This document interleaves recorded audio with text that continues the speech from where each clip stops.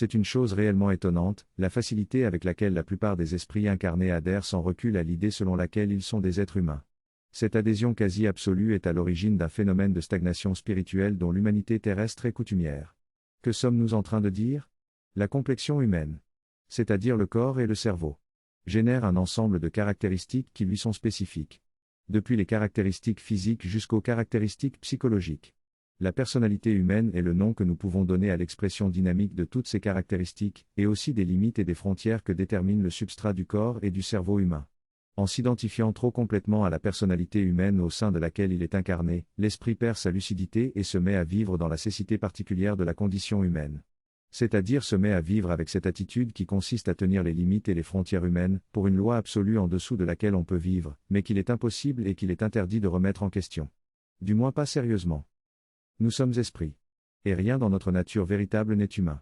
Ou plus exactement, la personnalité humaine est une imitation matérielle et psychologique d'un aspect relatif de l'esprit que nous sommes, mais la complexité et la profondeur de l'esprit que nous sommes, sont infiniment supérieures à la petite épaisseur de la personnalité humaine. Comment vivrions-nous si nous étions lucides en tant qu'esprit, et si nous étions affranchis de l'identification à notre personnalité humaine ? Notre vie se déploierait selon deux grandes caractéristiques. La première grande caractéristique, c'est que nous serions émotionnellement détachés des affaires terrestres. Tout en étant parfaitement capables de prendre plaisir aux choses terrestres. Nous apprécierions nos relations, sans nous attacher à aucune d'entre elles. Nous apprécierions le confort matériel, sans que notre sérénité intérieure n'en dépende d'aucune manière.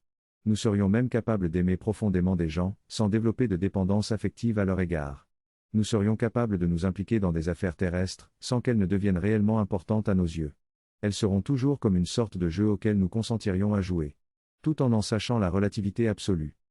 La seconde grande caractéristique, c'est que nous nous intéresserions sérieusement au développement de nos capacités énergétiques. Non pas dans l'espoir d'en avoir quelque usage qui nous donnerait un avantage social, mais parce que nous serions animés par la volonté brûlante d'éveiller et de maîtriser la plénitude de nos capacités spirituelles.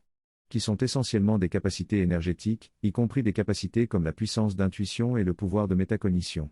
La paix, pensée spirituelle nous permet de corriger notre aspiration en la concentrant sur le développement de la force énergétique brute de notre esprit, parce que toutes les capacités spirituelles fondamentales sont des applications et des usages de cette force brute.